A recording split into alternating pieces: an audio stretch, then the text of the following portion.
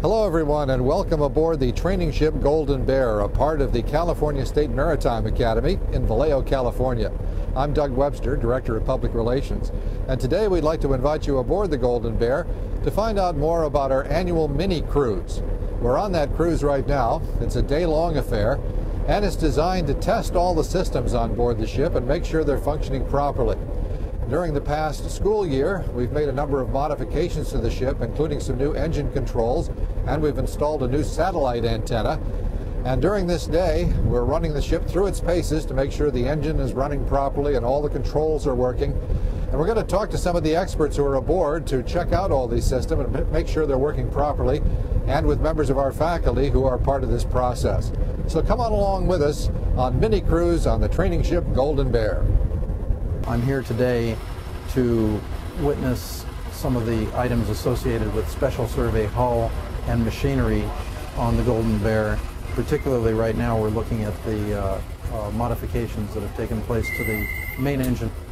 With the input of industry, we set standards for the construction and maintenance of ships, and we survey the vessels to certify that the vessels continue to meet these standards. This is a school ship. Most of the students are working here, so safety is a big concern, and our federal government is committed to the safety of this type of ships everywhere where there is a training going on.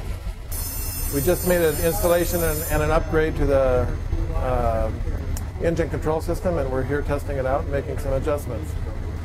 The intent of everything we did on this project was to essentially double the safety, the margin of safety that they have.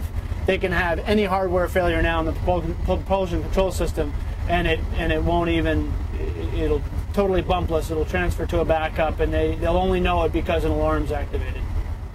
We had two computers, one controlled each engine. Well, if one of those fails, you lose that engine. Now, that's okay by the ABS and Coast Guard rules, but they wanted an extra backup. So what we did is we expanded the two PLCs. So now each PLC, which is really a computer, controls each engine.